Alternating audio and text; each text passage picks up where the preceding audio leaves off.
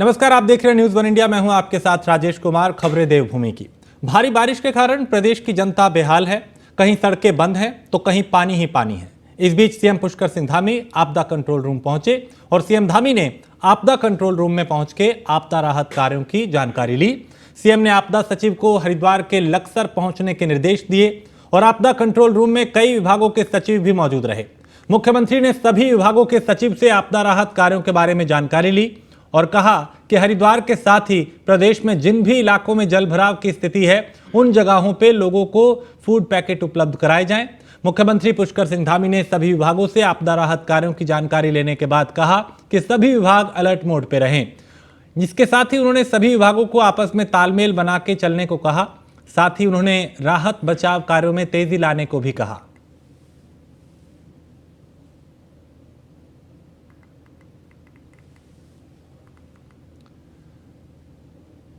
मुख्यमंत्री पुष्कर सिंह धामी ने सचिवालय में शासन के उच्च अधिकारियों के साथ आयुक्तों और जिलाधिकारियों से वीडियो कॉन्फ्रेंसिंग के जरिए जिले में आपदा की स्थिति व राहत एवं बचाव कार्यों की जनपदवार समीक्षा की।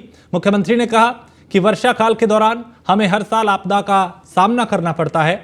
उन्होंने सभी विभागीय प्रमुखों से ऐसे कठिन समय में लोगों की सहायता के लिए उनके साथ खड़े होने की अपेक्षा करते हुए जिलाधिकारियों एवं एसएसपी को राहत और बचाव कार्यों में लीड लेकर फील्ड में उतरने को कहा है। मुख्यमंत्री ने शहरों के ड्रेनेज एवं फ्लड मैनेजमेंट के प्रभावी एवं दीर्घकालिक प्लान तैयार करने के निर्देश अफसरों को दिए हैं।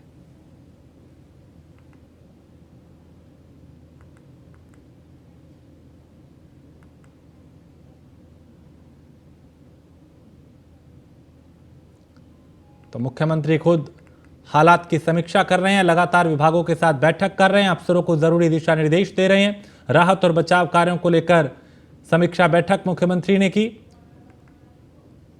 और अधिकारियों को निर्देश दिया कि इस वक्त एक्टिव मोड में रहें, अलर्ट मोड पे रहें, लोगों के बीच रहें, जहां भी जरूरत है वहां पहुंचें, किसी भी तरह की कहीं पे कोई लापरवाही ना हो। तो अफसरों के साथ उन्होंने बैठक की और उन्हें जरूरी दिशा निर्देश दिए। चूंकि उत्तराखंड के कई इलाकों में बारिश आफत बन के कहर बरपा रही है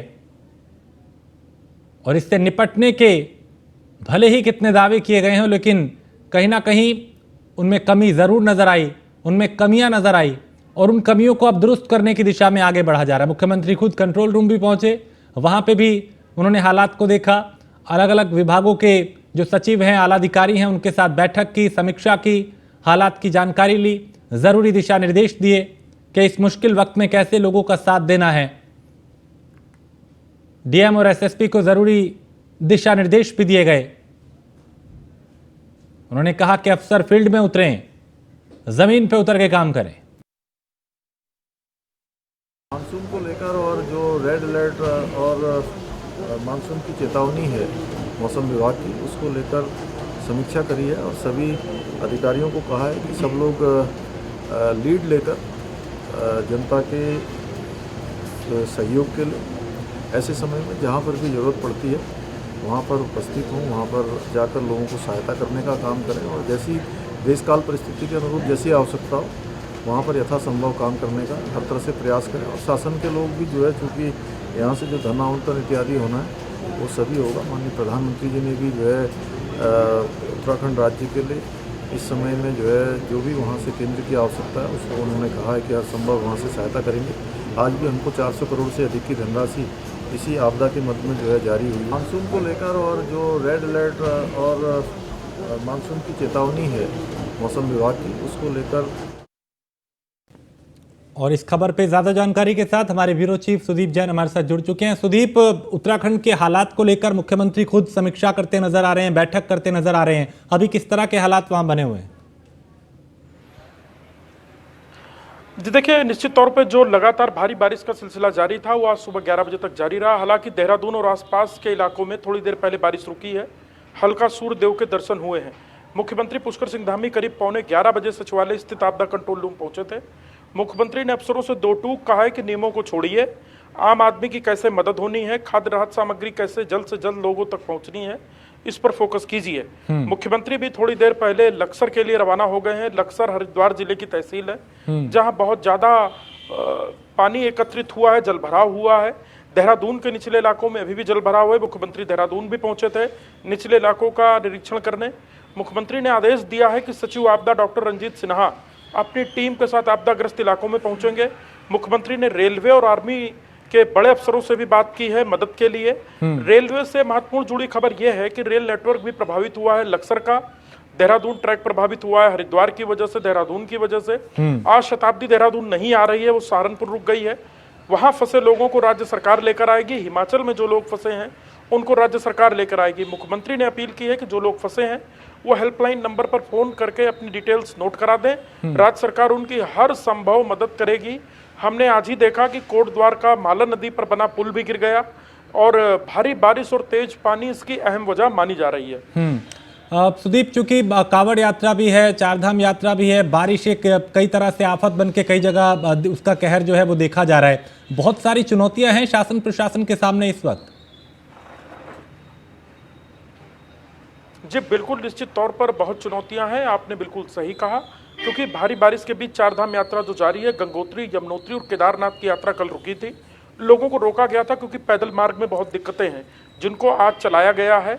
बद्रीनाथ जाने वाला मार्ग ही बंद है और 2 जगह छिनका और उसके आगे भी मार्ग प्रभावित हुआ है, तो वो यात्रा भी प्रभावित है। देखिए, नेचुरल कैलेमिटी है, इस पर किसी का कोई जोर नहीं। जहां तक आपने कांवड़ यात्रा की बात की, तो कांवड़ यात्रा के लिए एक महत्वपूर्ण मार्ग हरिद्वार का हिल बाईपास है, वहां पर भी सुबह मलबा आया है, वहां से लोगों को रोका गया है। प्रशासन की कोशिश यह है कि सबसे पहले तो मार्गों को खोला जाए। प्रदेश में करीब 400 छोटे बड़े रास्ते बंद हैं जिनको खोलने के प्रयास किए जा रहे हैं, जिसमें सबसे ज्यादा देहरादून, पौड़ी, उत्तरकाशी और चमोली, पिथौरागढ़ जिले के मार्ग हैं। हरिद्वार की भी कुछ सड़कें बंद हैं जिन्हें खोलने का प्रयास है। मैदानी जिलों की तुलना में पर्वतीय जिलों में हालात विषम है, विपरीत हैं। सीमित संसाधन है और मार्ग कई बंद हो रहे हैं। तो प्रशासन की कोशिश यही है कि जल्द से जल्द बंद पड़े मार्गों को खोला जाए। चलिए, आप मेरे साथ बने रहिए, कुछ और खबरों पे आपसे जानकारी लेंगे। सुदीप, फिलहाल शुक्रिया। और ग्रेटर नोएडा से इस वक्त बड़ी खबर आ रही है। इस वक्त की सबसे बड़ी खबर, जहां गैलेक्सी वन प्लाजा में आग लगी है और शॉर्ट सर्किट से यह आग लगी है। स्थानीय लोगों ने फायर ब्रिगेड को सूचना दी है और जान बचाने के लिए तीसरी मंजिल से कूदे हैं लोग। इस वक्त ये बड़ी खबर सामने आई है, गैलेक्सी बिल्डिंग की बड़ी लापरवाही, और बिल्डिंग में नहीं है आग बुझाने का कोई भी इंतजाम। थाना बिसरा क्षेत्र का यह मामला। इससे पहले भी कई सोसाइटी में इस तरह की कई लापरवाही की तस्वीरें सामने आ चुकी हैं, जिसका खामियाजा लोगों को भुगतना पड़ता है। ये तस्वीर कैमरे में कैद हुई, जहां एक शख्स जान बचाने के लिए जान जोखिम में डालकर छत से कूदता हुआ, खिड़की से कूदता हुआ दिखाई दिया।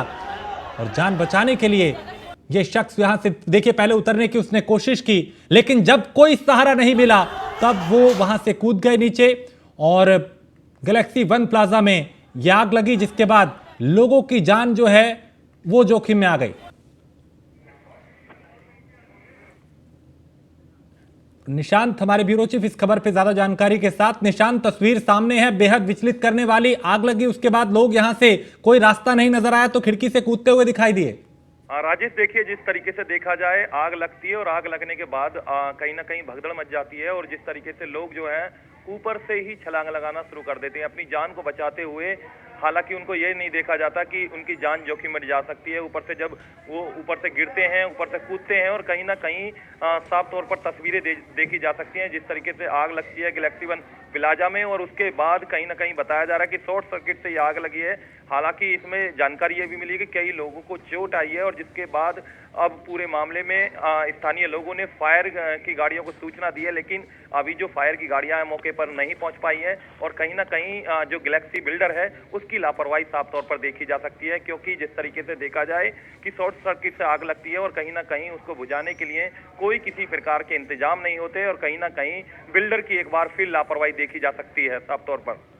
निशान, जिस वक्त ये हादसा हुआ उस वक्त कितने लोग सोसाइटी में थे और क्या अभी सबको बाहर निकाल लिया गया है? क्या अभी आग पे काबू पा लिया गया है? देखिए, गैलेक्सी वन प्लाजा है, कॉमर्शियल ये प्लाजा है। इसके अंदर काफी सारे ऑफिस हैं और दर्जनों ऑफिस होने के बाद कहीं ना कहीं उसके अंदर सैकड़ों की संख्या में लोग होंगे। और जिस तरीके से देखा जा सकता है कि कुछ तस्वीरें साफ तौर पर ये सामने आई हैं कि लोग अपने आप को बचाने के लिए ऊपर से छलांग लगा देते हैं, अपने आप को बचाने के लिए अपनी जान जोखिम में डाल देते हैं। और कहीं ना कहीं उसके अंदर दर्जनों ऑफिस हैं, कॉमर्शियल एक्टिविटी चल रही है। और जो देखते हुए एक गैलेक्सी प्लाजा है और इसमें कहा जा सकता है कि बिल्डर के द्वारा कोई जो कड़े इंतजाम किसी तरीके के नहीं है, सुरक्षा के कोई इंतजाम नहीं है और कहीं ना कहीं जो गैलेक्सी बिल्डर की मनमानी के कारण, लापरवाही के कारण लोगों की जान जोखिम में इस समय फंसी हुई है। निशांत, क्योंकि इस तरह की खबरें कई बार कई जगह से आई हैं जहां बिल्डर की लापरवाही आई है, सेफ्टी के जो प्रकरण है वो ठीक से नहीं होते, उपकरण का इंतजाम नहीं होता, आग बुझाने की जो जरूरी चीजें होती हैं वो यहाँ पे नहीं होती। यहाँ पे भी ऐसा ही मामला सामने आ रहा है कि कोई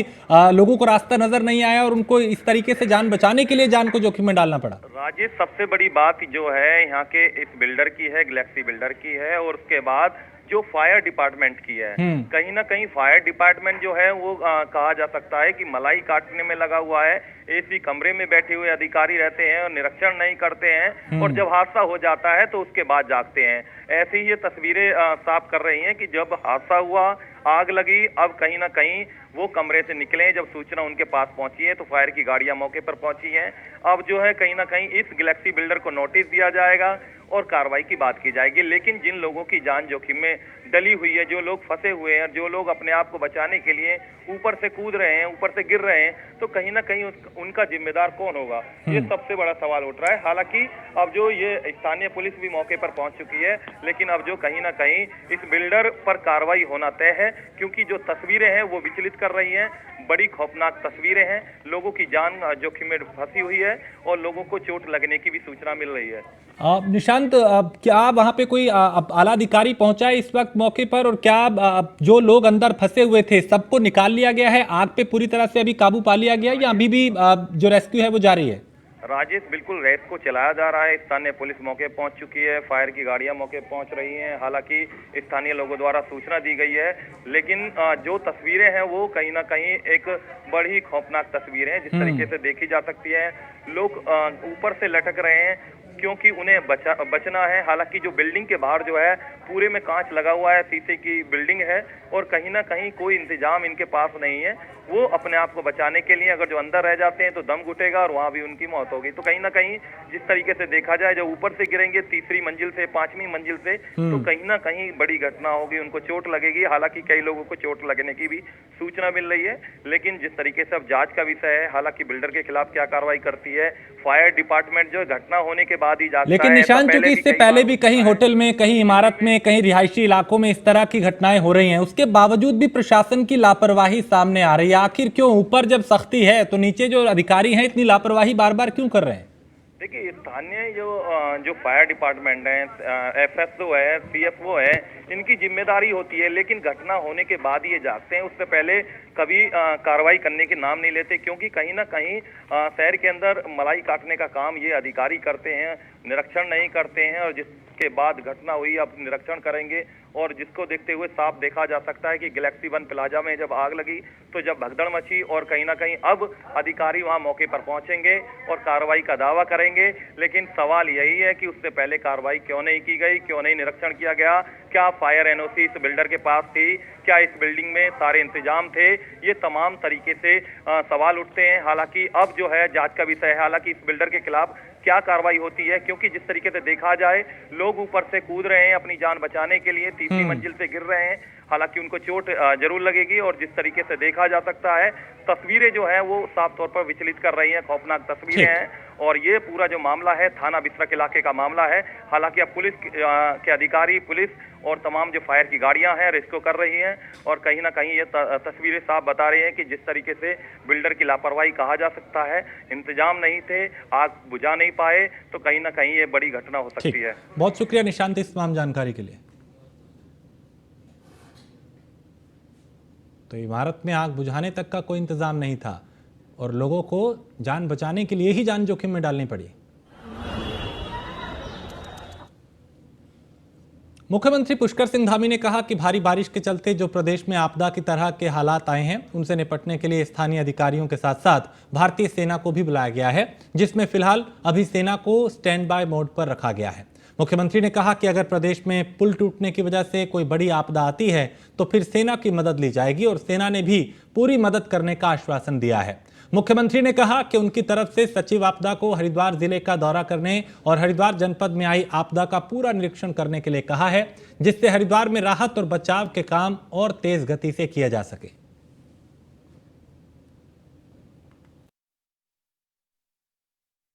प्रकार की लोगों को परेशानी नहीं होनी चाहिए।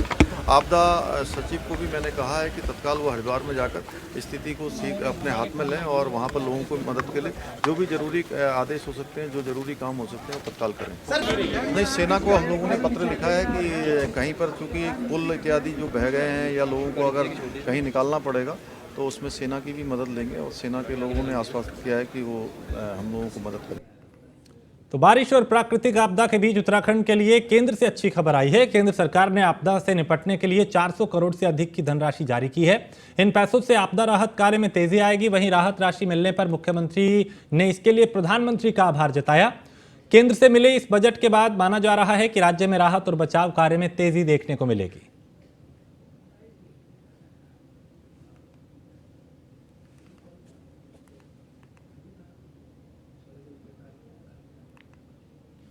उत्तराखंड के 5 जिलों के लिए येलो अलर्ट जारी किया गया है। मौसम विभाग ने भारी बारिश की संभावना जताई है, जिसमें देहरादून, पौड़ी और टिहरी के लिए येलो अलर्ट जारी हुआ है। नैनीताल और उधम सिंह नगर में भी भारी बारिश की संभावना है। बारिश के बाद राज्य भर में 400 से अधिक छोटे बड़े मार्ग बंद किए गए हैं। 503 से अधिक गांव का संपर्क जिला मुख्यालय से कट गया है। 123 गांव में बिजली पानी की आपूर्ति बाधित हुई है। राज्य भर में 50 से ज्यादा गांव में संचार सेवा ठप हो चुकी है।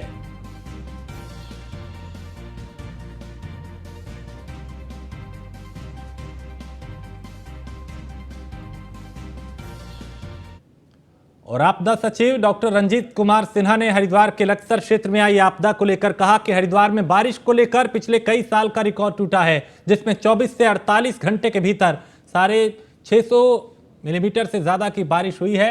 और आपदा सचिव रंजीत कुमार सिन्हा ने कहा कि इस समय विभाग की तरफ से कोशिश की जा रही है कि आपदा राहत बचाव के काम तेजी से किए जाए। उन्होंने ये भी कहा कि जो लोग प्रभावित हैं उन लोगों को सुरक्षित स्थानों पर पहुंचाना, उनके लिए खाने पीने की व्यवस्था करने के काम आपदा प्रबंधन विभाग की तरफ से तेजी से किए जा रहे हैं। और आपदा सचिव ने कहा कि एसडीआरएफ के साथ ही एनडीआरएफ की टीमों को हरिद्वार जिले के लिए भेज दिया गया है। आर्मी को भी स्टैंड बाय में रखा गया है। अगर जरूरत पड़ेगी तो उनसे भी मदद ली जाएगी।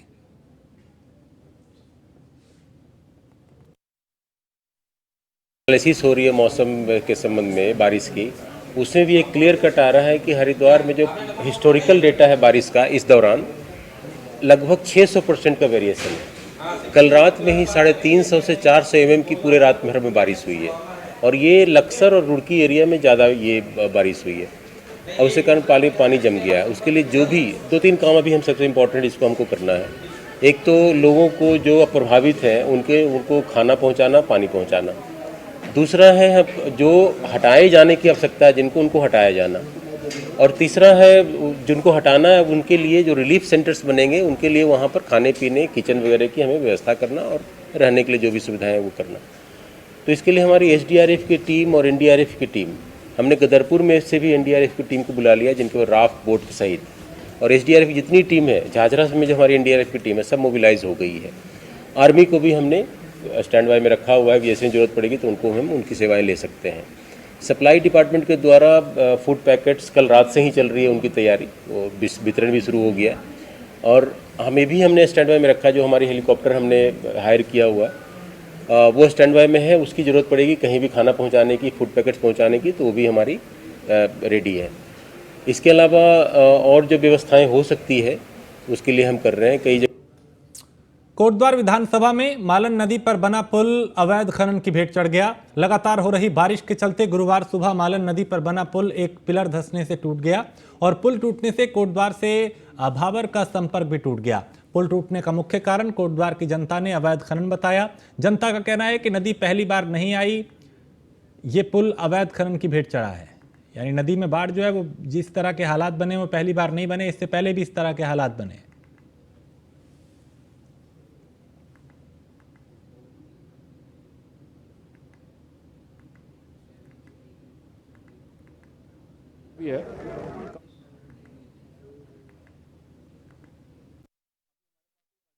भी है कर्णाश्रम से जो दूसरा रूट है वहाँ से भी आवागमन को थ्रू किया जा रहा है और उस रोड में जहाँ पर कोई किसी को दिक्कत नहीं होगी, कोई भी लोग ऐसा आदमी फंसा नहीं है।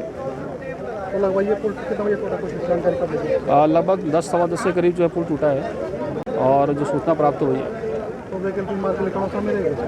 वैकल्पिक मार्ग मैंने बताया कि कर्णाश्रम वाला एक रूट हमारे सामने एक और है, वहाँ से वैकल्पिक मार्ग के माध्यम से यहाँ से उसको थ्रू किया जाएगा। खनन तो इसमें पिछले साल से कोई भी खनन नहीं हुआ है, ऐसा सभी ने देखा भी था। पिछले साल कोटद्वार में कहीं पर खनन नहीं हुआ है, इसमें पिछली बार भी नहीं हुआ था। लेकिन जो कि आप देख ही रहे हैं कि पिछले काफ़ी दिनों से लगातार बरसात हो रही है। आज सुबह भी काफ़ी मोटी बरसात हो रही थी, बहुत ज़्यादा बरसात हुई है, तो इससे बरसात होने के कारण ये संभवतः हुआ है। अभी हमारे पास एक अल्टरनेट रूट और भी है कर्णाश्रम से।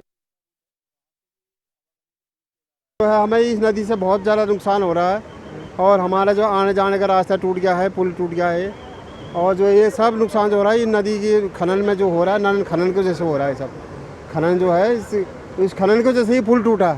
इतने सालों में तो पुल बना था ये।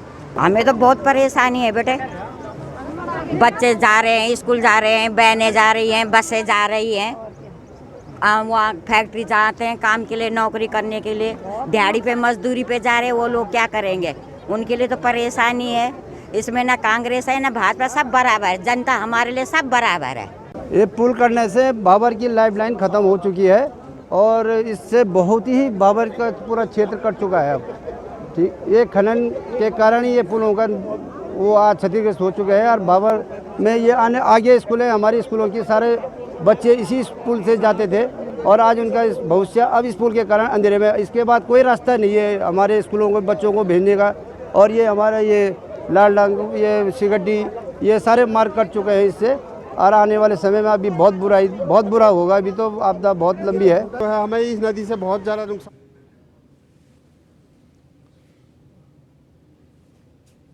और इसी के साथ इस बुलेटिन में फिलहाल इतना ही। आप बने रहिए न्यूज़ 1 इंडिया के साथ।